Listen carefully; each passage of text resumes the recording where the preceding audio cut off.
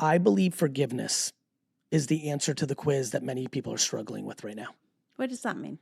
I believe many people are fully clogged emotionally, are unable to be self-aware, in tune, connected, because they are holding enormous resentment and anger. Sorry, is Please. forgiveness let it be or let it go, or is forgiveness a combination of candor, like actually saying your piece? I think forgiveness in the way that I'm describing it now is to actually call someone that you've not talked to and tell them that you forgive them, or even more powerful, forgiving yourself for something that you know you did.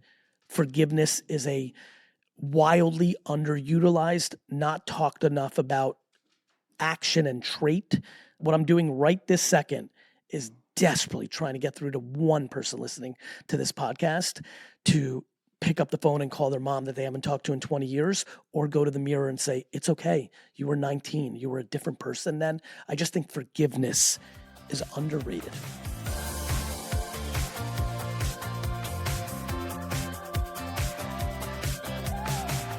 Today, we're going to have on Gary V, commonly also known as Gary Vaynerchuk, but he only needs one name. Why? Because he's an icon of the advertising and media business. He has his hands in everything, from a character business to 9 best-selling books to media company to private club. I mean, Gary Vayner is an influencer with millions and millions of followers. An immigrant kid who made his way here and now is the ultimate insider, although I'm not sure he would say that. Today he came on and we had a lot of messy bits, including the dogs and lots of other noise. And he told me not to cut it out or stop the rolling because that's actually what makes it all even that much more authentic. Here we go. So Gary, I am so excited to have you here. I know that the audience is going to be particularly excited to have you here because you have like a rabid following, which is amazing. You and I met when you were at the early days of starting VaynerMedia. Yes. And while I was not a client, and I think this is an important thing, when I called you when New York was having a difficult time and we pulled together to try and help the city and said, Gary, we need your help. Will you give us a PR team to help with the moment for Broadway? Without hesitation, you said yes. And I think it's such an interesting story about you because you're a man of contradictions. You know, interestingly, when you walked in, you said, it's all about the audience for me. And I always say when somebody asks me to speak, how can I be useful? Because what's the point otherwise? Yes. You talk a lot about, wanting to win and slitting throats, but at the same time, you also talk about kindness. What is that contradiction about for you? I don't see it as contradiction because, to your point, everything needs context. I view business, when I do business, and I was just yapping with your lovely hubby about trading cards, I view it as sports. Mm-hmm. And I think when we all watch sports, we know that there are players, both in women's and men's sports, that are incredibly fierce when they're on the field. When I'm talking about slitting throats or things of that nature, being hyperbolizing about like being competitive, that is within the context of fairly playing in business. Mm-hmm. That's an important word before I said. Well, I wasn't thinking you were going to come here and slit of my course throat. not. Okay, good. And then again, as a big sports fan, I'm very frustrated when my team loses a game and they went so hard, and then the game's over and everyone takes off their helmet in this scenario and they're hugging and how's your wife Karen, and they were just beating the crap out of each other 30 seconds ago. I think that's who I am. I think in business, I'm competitive. I'd like to win. I am probably frustrated. I didn't have the physical talents to be an athlete. I get such joy out of pickup basketball. I just turned 50. I'll play pickup basketball as much as I can. I like competition. A board game sends me into a frenzy. It's in me, but that is wildly overridden by the other fortunate DNA traits I have, which is I'm a nice guy. And not only am I a nice guy chemically, I got very double fortunate. I have an all-time mother that took those ingredients and knew exactly how to cook it, predominantly because I got so many of them from her. And so, yeah, I mean, I think nice guys finish first. To your point, like, thank you. You actually think that? I know that because I know it because I'm not a child. I also don't score things the same way I think society does. I think one of the great issues we have in society right now is how we keep score. I think we continue, unfortunately, to go down the path of materialistic things, followers, bank accounts, stuff. I want to build these things, but I want to build them for the sake of building them. I don't build businesses to buy a third home or a golf course or a private jet. So like me, you were an immigrant. Yes. And you were a kid who came here not speaking English, That's right. living in a house in a small apartment with lots of people, right? Yes. Like not easy. Studio in Queens, 8 family, like real tight. Right. Okay. So you definitely had to figure out how to be nice to get along. I was very young. I was 4, 5, 6 in those environments.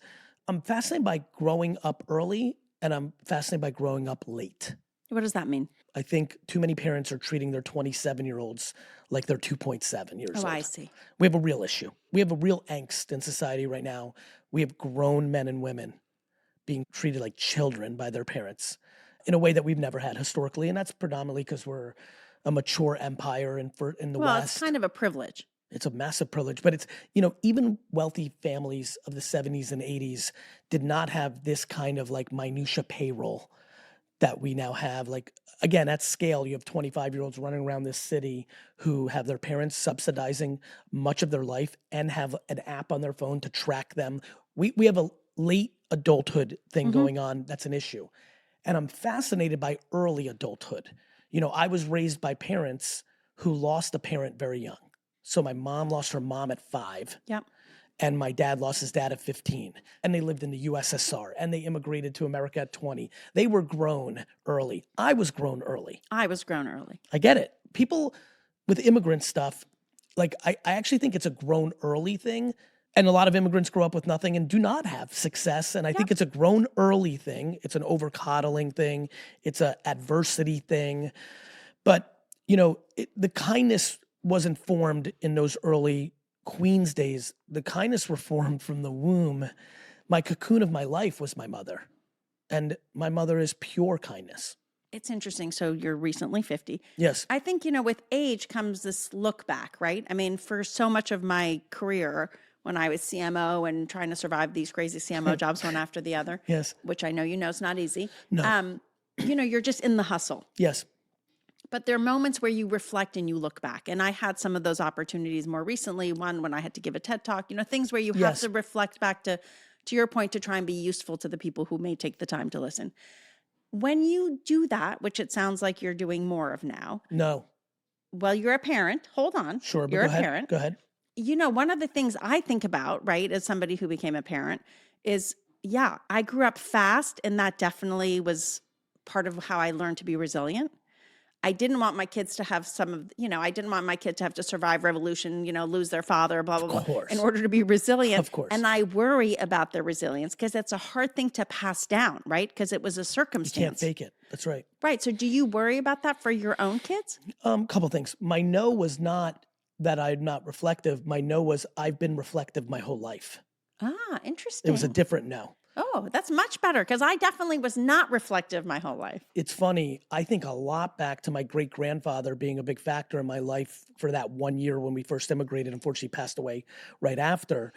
But I spent almost all my time with either my mother, but my mother was just about to have another baby, and we had my sister pretty early. Definitely not probably the most strategic, but we're so glad we did because my sister's such a core part of my life. But I spent a ton of time with my great-grandfather, and he spent all his time with other 80-year-old immigrants from the old country. I don't know if it's nature, nurture, but I've been 80 my whole life. I've been reflective my whole. I was a terrible student, but I was great at history. I would argue that all of the accolades I get as a businessman about seeing around corners, early investor, and all these things has a lot to do with historical pattern recognition. I lack fear. Well, what does that mean, historical pattern recognition? Social media was very easy for me to understand. It was cable television. The television was shit on when it was invented. The radio is primary. AI is scary? No, it's not. It's the same thing we did with electricity. I use history as an incredible beacon to understand nothing's different and everything's different. But I think people lead with fear, and I lead with optimism and history, and that becomes the data points that I make decisions on. I also, like you, didn't have that sort of fear. Partly, I think, because when you have to survive, you don't have the luxury of fear, to be perfectly honest. You also are living it, and you know what the downside is. Yeah. When you're born into something that's remarkable, you're confused of what bad is. I don't fear to go to zero because I grew up in an environment where we didn't have much, but we had love. My mom was also cheap on top of everything else. So even as we were starting to make it and become middle class, it felt like what? I was like, late back to reflection at like 35, I called my sister one day. I'm like, wait a minute. We were a little bit better than we thought. It's just that mom didn't buy us anything. It was just that kind of life. Nonetheless, of course, my friend, we know it's not that scary. Like in the great words of the song, like all you need is love is kind of very uncomfortably real. I surely don't need stuff.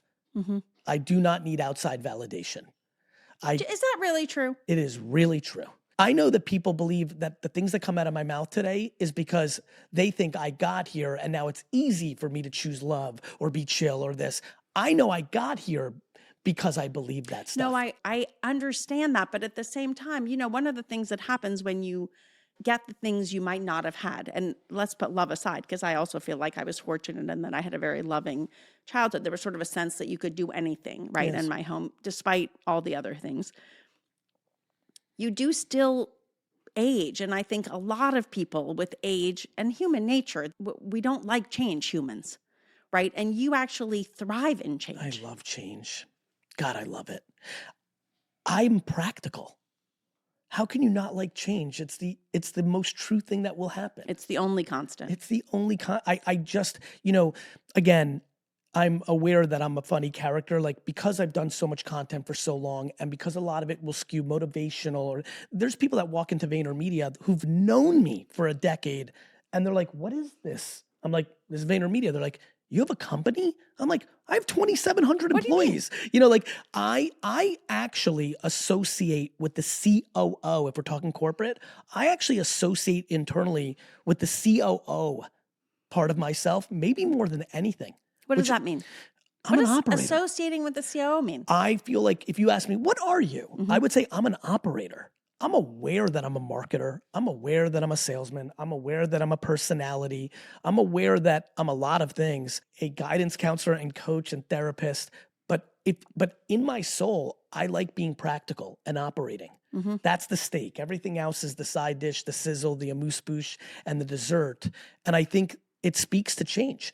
I just don't even have the audacity to not like change. But both you and I know, while both you and I are not, we love risk and we're a little bit fearless, we can agree sometimes that's good and sometimes that's not so good. Most people are not built that way. And that's human nature. Yes, most people really struggle with the outside noise. Right. So today, in a world where AI is coming in and people are so, I spoke to somebody yesterday who was in the retail business and she was telling me how many senior people in her business are now out of a job because of all the shifts that are happening. For now. But there's a real thing, right? And so there's a real fear as what's going on in the market. What advice do you have on a practical level? Because you are an operator. What advice do you have for somebody? That you're in control of your life. You're not in control if someone fires you because they've decided they have the power to do that and they've decided AI can do your job. You are not in control of that. You are in control of knowing that looms in the air and you can start making content on LinkedIn tomorrow to build a bigger profile, to create other opportunities for yourself. You could. But you know how many people, it's so funny because I watch so much of your content and what struck me is, you do content just anywhere. It doesn't always have to be perfect. You said here, if an ambulance comes, why would you stop it? Right? Yep. Okay.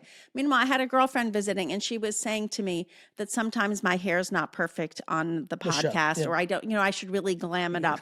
And I thought to myself, some people are just left in the old world of media. Yeah. But the new world of media, which is not, CBS Evening News. That's right. Is very different. And in fact, if you go on to TikTok, a lot of it does better if it's messy. I think we're in an incredible era of mm-hmm. I think high production value, high fidelity, my wife, Mona, like aesthetics matter so much. She struggles to consume anything in any form, a room, a magazine, a post. She needs the aesthetics. I need the authenticity. I don't think a dog barking or an ambulance, I think that's charm. I think that's even more real. But the thing is, many people, because of that fear of it needing to be perfect, don't start at all. Yes, you've been doing a lot of research, which I'm very humbled by the way, because we know each other. I think about self-esteem and insecurity 24/7. I don't think there's anything else. Like what we're talking about here, we could talk for the next hour. I promise you the Plinko board the chess moves, it's all going to go down to a very binary game.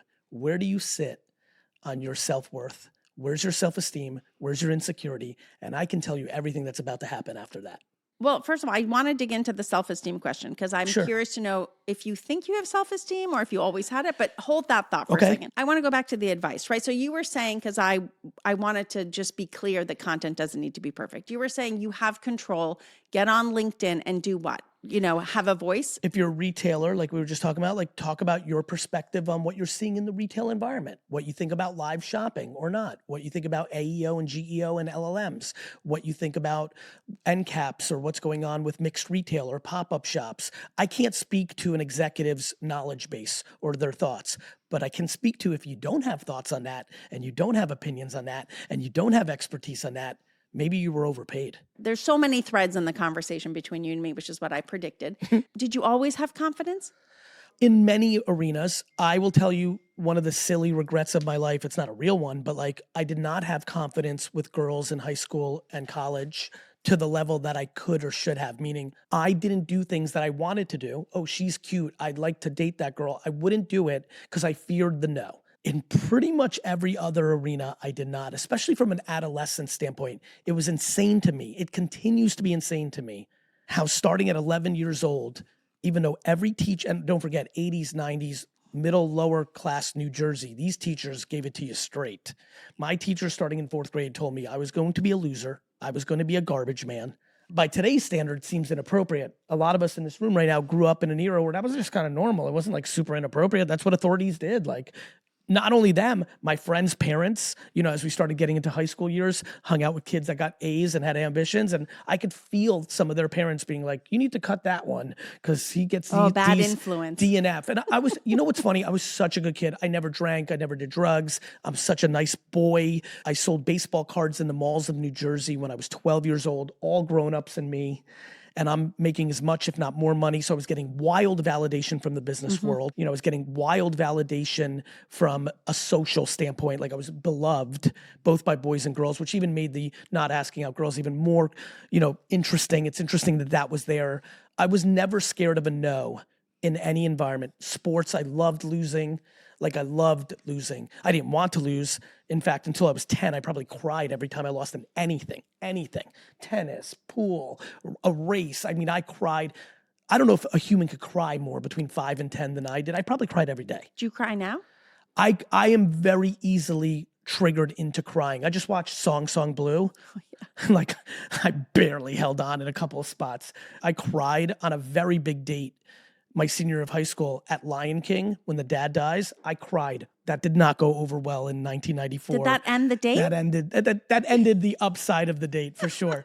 And so I'm very emotionally charged. I have incredible, extreme empathy, compassion, and sympathy, which makes me a remarkable marketer and salesman.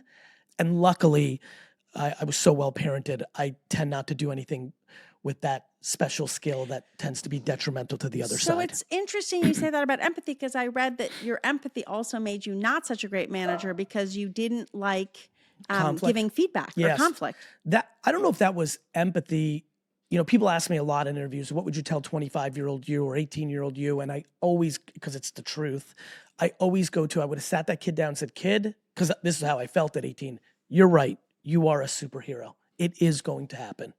But you've got kryptonite, and let me tell you what it is.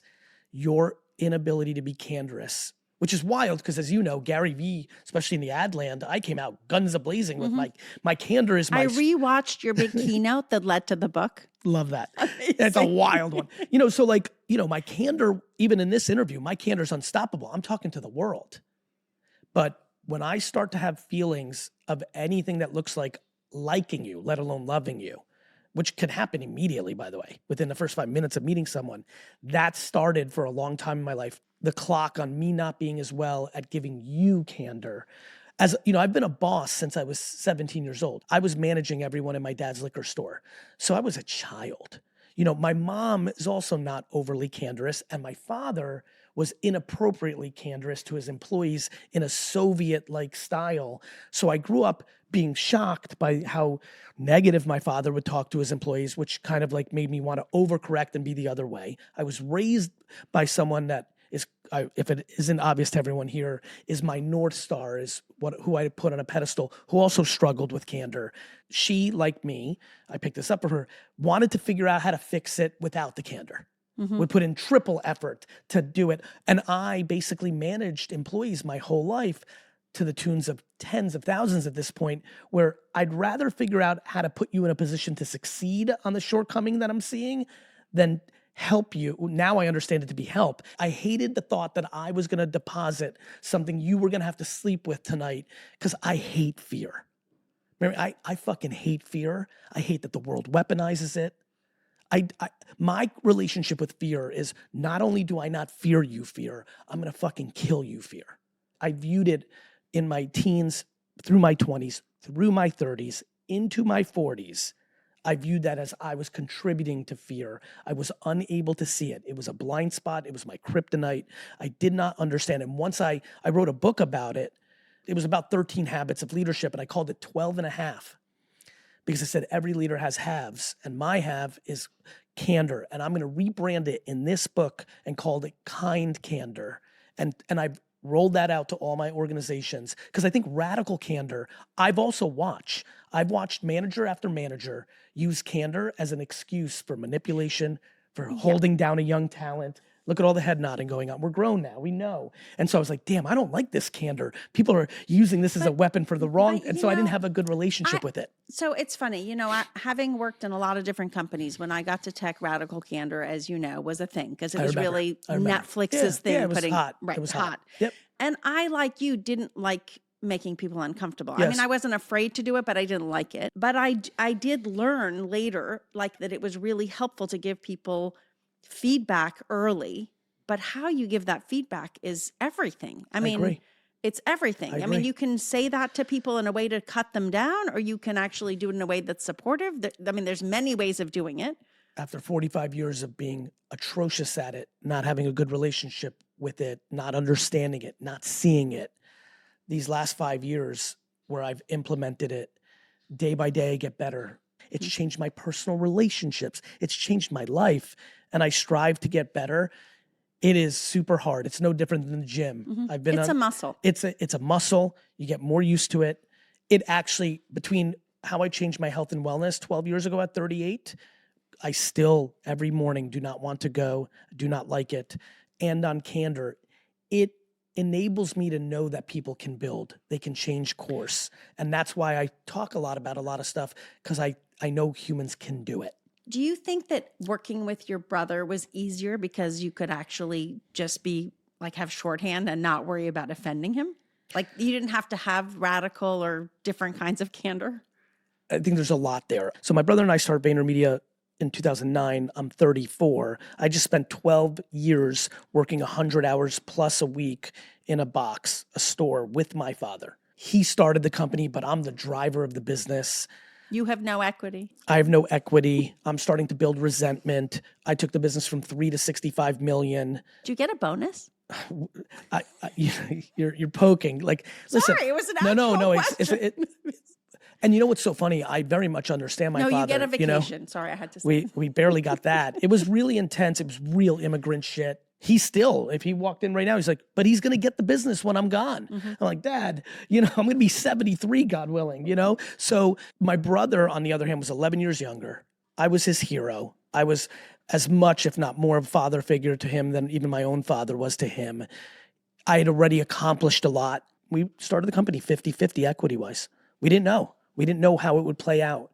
But we looked at each other and we promised each other, we don't know how it's going to play out, but we will adjust our entire careers to how it plays out. And to his credit, the way it played out was and he will say it, much more significant impact on what the business became.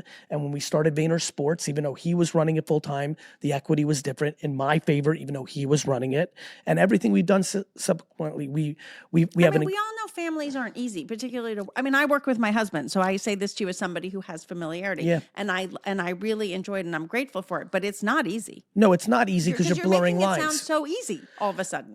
My brother and I have had it easy. My father and I had it incredibly challenging, yet wildly easy in the macro. I wish it on everyone. And we we really had a lot of arguments and had a lot of tension and had a lot of moments. But my gosh, and I'm sure not lost on anyone in this room or anyone listening, as you get older, the time you spend with your family increases in value, and all the other things you worried about decrease in value. And back to crying, I'm getting a little emotional now. I had a very interesting moment. I think it was my junior year of college. I called my mom one day out of the blue and completely broke down and said, Mom, because basically since I was 15, I'm like, I'm coming into the family business. I'm going to build a monster. And I wanted to build it for my parents. I wanted to. I was so grateful for them. I had that nobleness, superhero syndrome, and I knew I would have more time. I knew who I was. You're doing V Friends because you really always did want to be a superhero. 100%. 100%. And I was raised to be a superhero. I don't know if I always wanted to be a superhero. My mom made me a superhero. You know, again, my mom was very affected by her upbringing. You know, at the time I was 7 or 8, 9, 13 years old. My mom was an immigrant mom who lost her mom early, and my dad lost his dad early. And she would say things to me of like, to my face, you know, this is my hero. If anything ever happens to us, you have to take care of your brother and sister. I will say though, as a kid, again, right? I have a younger sister, 7 years, and there was always that sense, because you're the eldest, I'm the eldest, of like, if something happens, it's on you. So, I mean, there was that sense of incredible responsibility of an older child is a thing. It's a thing, and I just brought it up earlier because it's the thing I'm most working on in my lab right now, my head, this early adulthood, late adulthood. You and I had that, and I'm going to say it again, I'm poking at this zit for everyone who's listening, because I know what's going on with a lot of parents that have 25-year-olds. There's a lot going on right now, and a lot of what the world's upset about and that's going on has to do with that. Not social media, not other things, the just sheer lack of adultness and lack of self-esteem that we have in the younger generation at scale. Many are not, I'm not generalizing, but shocking amounts do. So anyway, that's kind of where I was at. Sorry. Yeah, I'm sorry. Yeah, I know. Thank you. I never do. And I'm just bawling to my mom, and I said, Mom, I don't know if I want to go into the store. I don't know if I want to join the liquor store after college. I feel like this was a moment of potential insecurity. I'm like, I think I'm going to be one of the great businessmen of all time.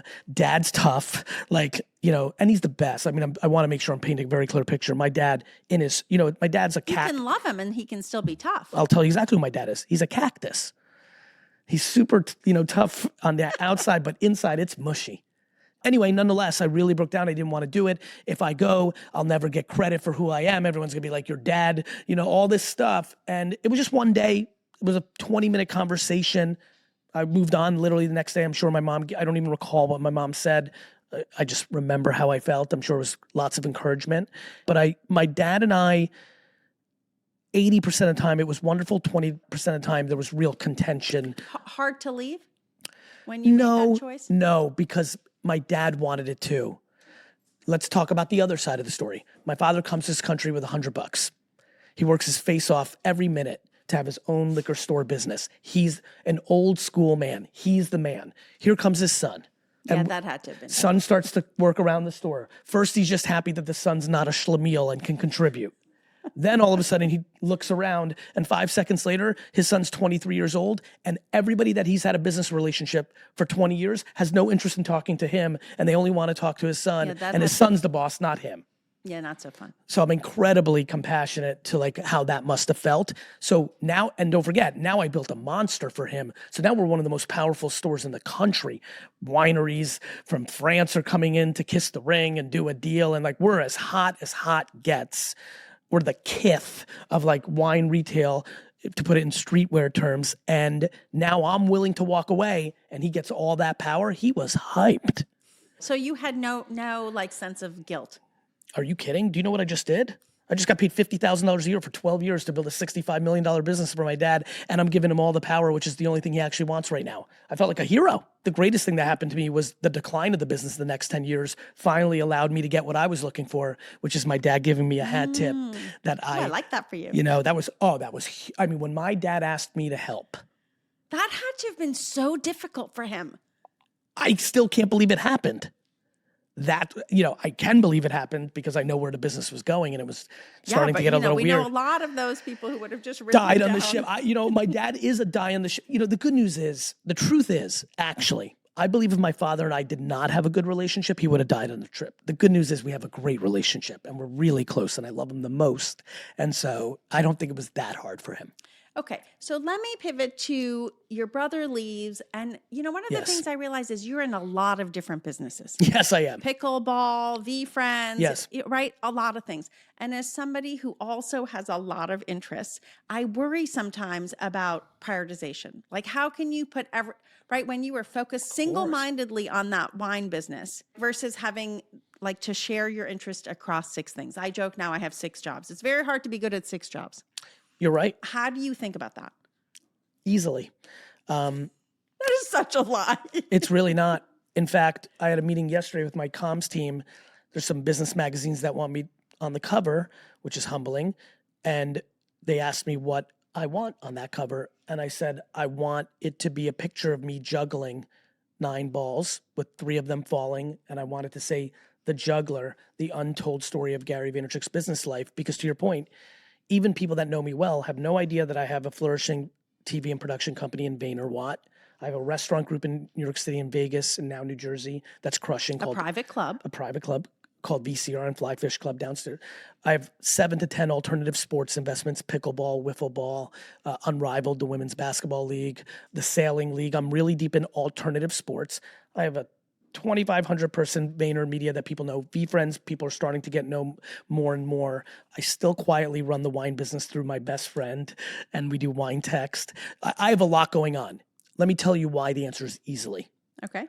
I ask you in return, what's your KPI? What's your ROI? What are you trying to achieve? I am trying to maximize joy. Okay, say more, because I want to hear about that. Do I believe that if I spent every minute on VaynerX or Vayner Sports or V-Friends or VCR, that thing could go, and one could argue definitely VaynerX, VaynerMedia, that if I put 100% into that, would I financially do better than spreading it out? The answer is there is a path for me to believe that. That is just not what I'm trying to achieve. I want to wake up tomorrow morning and be excited. And what excites me is doing a lot of things. Mm-hmm. I like potpourri. I want many things. I do not want one thing because I want to enjoy myself. And when I go deep into something, and I do, I can go 3 months where Vayner eats up every minute. The fact that I can step outside for a second after that and go play here or go play there, that is my joy. That's what I want to do. So I don't struggle with prioritizing. What do you think drives the curiosity to learn? Because that's really what you're describing. I'm inherently wildly curious. You nailed it. That was a real aha in the last 5 years. I'm like, oh shit, I'm wildly curious. The end. I think what's driving me is I'm very creative. I'm very curious. These are not the obvious things of Gary Vee. I've got all these elements to me. I'm into it. There's a term that you hear oftentimes in sports, other areas, listen to your body, right? In medicine, I'm very good at listening to my soul. I'm very good at listening to my body. This might make sense to you based on the vibe of this combo. Sometimes I'm like, man, I wonder if I'm just going to wake up at 62 and be like, you know what? I'm moving to Peru and I'm going to live on a mountain with a goat. Like I will listen to my body to the end. And if that's what I want to do, that's what I want to do. Okay, so for people listening who are like, I'm not in touch with my body. Yes. Like, what are you saying? Yes. How does one get in touch? I think it's different for everyone. For some people, it's therapy to unblock something. For some people, it's exercise. For some people, it's going on a heavy acid and shrooms trip. I don't fucking know. Like for some people, it's forgiving people that they're mad at. That's one. Let me go down this path for a second. Okay. I believe forgiveness is the answer to the quiz that many people are struggling with right now. What does that mean? I believe the dogs can sense I'm going somewhere big. I think they can feel it. It's the mailman. That's It's fine. New York. But I think it was more that they have a different sense. I think they know where I'm going. The dogs are like, what's happening? Here it is. I'm giving the big answer. I believe many people are fully clogged emotionally, are unable to be self-aware, in tune, connected, because they are holding enormous resentment and anger. Sorry, is forgiveness let it be or let it go? Or is forgiveness a combination of candor, like actually saying your piece? I think forgiveness in the way that I'm describing it now is to actually call someone that you've not talked to and and tell them that you forgive them, or even more powerful, forgiving yourself for something that you know you did. Forgiveness is a wildly underutilized, not talked enough about action and trait. What I'm doing right this second is desperately trying to get through to one person listening to this podcast to pick up the phone and call their mom that they haven't talked to in 20 years, or go to the mirror and say, it's okay. You were 19. You were a different person then. I just think forgiveness is underrated. You know, we started this thing called the longest table, where we put the table down the block and invite neighbors to a potluck, and now over 2,000 people come. And oftentimes when I'm in industry with people we know, everyone's like, why are you not growing it? Where's the hockey stick? Have you monetized it? Like, what's happening? It's literally the immediate reaction. And when I say, well, that's kind of not the goal. The goal was to try and just connect neighbors to each other. I mean, of course, I'd like there to be people so that we're not 3 volunteers trying to, Band-Aid it together. But the goal wasn't money. Right. And it's very confusing to people. Not to me. I mean, if we just want to go there, I'll go there with you. Like, I'm not even sure any of my business behavior is attached to the money. I just don't see it that way. My first chapter of my career was to give back to my parents. And the second chapter of my career is to fulfill my interest in play. And my play is building businesses. Some are to cook, and some are to paint, and some are to surf. And my play is to build businesses. So I buy that. But on the flip side, as a kid who also had financial insecurity growing up, there was a sense of also having to pay my bills. Like, I didn't want collection agencies to come ringing at my doorbell. Makes sense.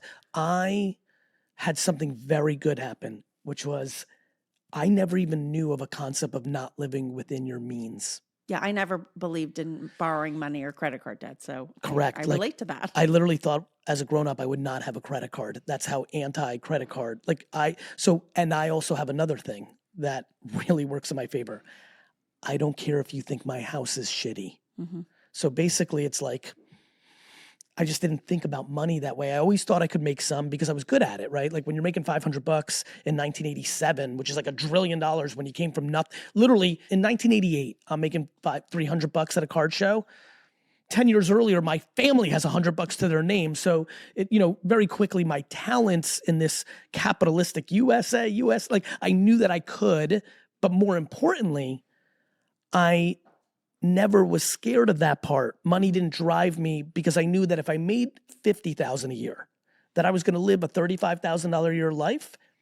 And that's that. So what am I scared of? Okay. So now I want to go to some of the predictions you've made. Hold on. I spilled on myself. It's a good thing it's called the messy parts. It gives a lot of room, room for things. Exactly. Okay. So here are some of the predictions I read. Okay. Death of the smartphone, interest media versus followers, social shopping, brands starting their own AI influencers, so basically owning IP, and AI optimization versus SEO. Those are just some of the ones because you love making predictions. And I know sometimes they're right and sometimes they're wrong. I mean, that's the nature of predictions, I suppose. But one of the things that struck me as I looked at some of these predictions was that you think that some of these will leave the world lonely? It's very easy to not be lonely in today's world because of technology, and it's very easy to be lonely in today's world because of technology. I don't think the technology is the driver of loneliness.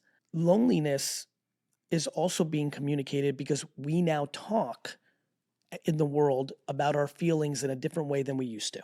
I think it's super awesome that it's not 1967 and every single person on earth has every feeling in their stomach and no one can talk. On the flip side, we live in a world right now where people literally, so we really track this stuff at Vayner, where people literally in their social have been out 4 nights this week, and on Saturday will post a tweet and be like, I'm lonely. Now, I don't think going out means you're not lonely because you could be in your head lonely. I believe that digital is the gateway drug to being less lonely. People meet on Instagram DM and on Tinder and then go out and have a date with each other. The technology is in place for us to be less lonely. I believe the self-esteem issue is why people are lonely. And I think that is the big conversation. It's not that I blame technology because I don't. I'm not saying you do. No. I just mean like when we do the longest table, one of the ways we let people know to come to the longest table is by posting on Nextdoor or Correct, Facebook of or course. Instagram. Of course. In fact, we do storytelling. The way That's 50 right. tables have happened around the country is because people have posted That's stories. And so let's break that down. Okay. And then someone's on the other side and sees that, and they decide if they're going to go outside. Yeah. Or decides to host their own table, by the way, which is what's happened. Correct. So for me, technology is an enabler. It's the exposer. Right. Okay. It's the great exposer. But I think when I was in middle school, you Yep. know, as the outsider kid in Yep. middle school, if somebody was having a party, I had no idea because I wouldn't know. I was in my home wondering where everybody was reading a book. It's not true. How would I have known? Because I love you with all my heart. I think you knew. I didn't. I mean, I had You might have not known a play date, I but a wasn't- birthday party? Yes. Okay, yes, a birthday Right? party. But I wasn't also sitting at home like watching them all gather. Yes, but you know what you would do today as a 14-year-old that wasn't invited to the party? You would go on Twitch. You would go play video games and find your friend that lives in Cincinnati. There are many people who use technology to create more friendships. I guess where I'm saying is I think it's a net neutral. And I think the combination of how we talk about everything these days is a factor. And two, the ones that continue to struggle with loneliness, there's the enablers around them. Parents have always been enablers. We've become remarkable at it. By the way, I have a 16 and 13-year-old. Yeah. Like I'm not pointing fingers. I'm talking about things in the general. But I go back to you have teenagers, Yes. actually. Yeah. So how are you parenting differently Then what? than what you say most society's doing, which is causing these problems? I'm trying to communicate to them when I think they're going into patterns that may lead to what I deem as insecure mindset. When my son, after a basketball game, he's very good, which is probably why I'm bringing it up. I love bragging about it, like every parent. When he looks for excuses that I just watched were not true, I won't let him get away with that. He'll be like, Kenny did. I'm like, Kenny didn't do that. You set up. One of your rules, no complaining. I think we took it too far in our family because then we didn't talk about feelings. So I think everything, by the way, everything we're talking, by the way, last 5 minutes, everyone, everything's about purple, right? If anything, I hope. I say it's all about gray. Yeah, exactly. It's the same thing. I use purple now because everyone's locked into blue and red. And I'm like, purple, purple, purple. A lot of times when I'm like, this is what's happening with AI, it's because I'm trying to give another context point to what I watch the masses lazily leaning into, like, this is all going to be bad. I'm like, really? Because that's what we've said about everything. Like the tractor. Do you know this? Like No. we What's the all tractor? we all worked on farms. The tractor's invented. Everyone's like, everyone's going to be out of a job. We went on to do bigger things. Like I promise you on the record, I can't wait for this to be played in 100 years when I'm long gone. I hope they have a party around this clip. We are about to go on to much more remarkable things because of AI. I'm going to agree with you, Yeah. which I know is shocking. No, Okay. not from the way I view you. Yeah. I actually think we and see I'm gonna things say, I similar. think the world is gray, and what I worry about is how most people feel so certain in their conviction about things. The more I know, the less I know, and yet I feel like people are just so convicted about their beliefs in ways that I really can't relate to. My thing about practical optimism, which is what I think I'm spewing. By the way, if you hear noise, it's the dog. Yeah, so it's just awesome. Ignore that. Okay. Where I'm at with practical optimism, I mean, I had a great dinner last night where like we really got into it with a group of like 6 people. I'm like, okay, I'm going on history. You're saying it's over. My question to you is, if you actually believe what you're saying, you better change your behavior. If you think it's all ruined and it's all wrapping up here in the next 10 years, why are you not going to the airport right this morning? Like, why are you going to your job? This is what I said to the people. I'm like, where the fuck are you doing tomorrow? Are you going to work tomorrow? It's literally when I went with my chest pain. I'm like, are you going to work tomorrow? Yeah. I'm like, the fuck are you doing now? You just told me in 10 years it's all over. We're dead. It's all over. The fuck are you doing? So I just think that people love to wallow in negativity. I think we're a bunch of hogs moping around in mud. Woe is me. This sucks. Pointing fingers to everyone. Here's a big one. I just need to get this off before I'm out of here. Go. I want to ask you a question. At what age is it appropriate for you to decide you're a grown-up and stop blaming your parents for everything in your life and realizing you are now a grown-up and you can do actions to mitigate the pain you're feeling? What age do you think that is? That happened to me when I was young. I get it. I'm not asking you or me. I think In society. I actually think you have to do that at any age. I agree. And I'm going to go forgiveness. What age do you 21. Respect. I actually, on a show the other day, because we got hot on this, I went with 25 because I just decided to give a couple more years of grace Oh, that's to when kids. you're brain Yeah, that's exactly. fully developed. I like Yeah, the fully okay. developed. I like the fine. Like I'm trying to find Fine, some, 25. you know what I mean? I was like 20, but fuck, man. I'm around unlimited 30 and 40-year-olds. All they want to talk about is what their mom, they tell me the same story 400 times. I'm like, I know you. I'm like, I've been your friend for 25 years. I remember your mom. I know what she did. The fuck are we doing here? How much do you want to fucking slop in this slop? We're fucking slopping in slop. All right, we're not going to be slopping and slop here. Okay, I'm going to go to, don't you worry, rapid Fire. Okay, biggest miss that still haunts you. I don't struggle with regret, but the biggest one that everyone knows about is I passed on Uber, who Travis was my best bud. He's the only person I mentioned in my first book, Crush It, outside my family. We were that close. I did something that I don't believe in, which is scared money doesn't make money. I just bought my first big boy apartment. I had very little in savings that was comfortable to me. He came, to his credit, he came back a second time. He's like, bro, how could you not be in? And that $50,000 check would have been $540 million. So that one didn't work out. That's a hard one. Okay. One piece of advice you now think was wrong. My historic advice that I gave in my 20s and early 30s before I made content, or when I was only making wine content, to my inner circles and the people that would listen to me, was relationships should be easy. And that's not true. Relationships should be real. Mm-hmm. It can be hard. One sentence your mom would say about you. He has a golden heart. She always said, you have a golden heart. And that mattered to me. That's what I wanted to aspire to. What advice would you have for someone who needs to pivot? That staying in the thing that you're in is worse than if the pivot goes catastrophically wrong. Oh, I like that one. Advice for a recent graduate. So much. Get off mommy and daddy's payroll at all costs. At all costs. Live with 9 friends and eat garbage food. Get off of their payroll at all costs. Number 2, 22 to 30 should be nothing but high risk, high reward behavior, because you'll never have a framework that's that easy to go after your dreams. And you've got to scratch that so you don't sit with regret on the back half of your life. Those 2 stand out for me. If you're going to try to be a content creator today, I would deploy self-awareness, figure out if you like writing, if you like gift of gab, do you like being on camera, do you not? Content creation comes in many forms. I'm loving the rise of Substack.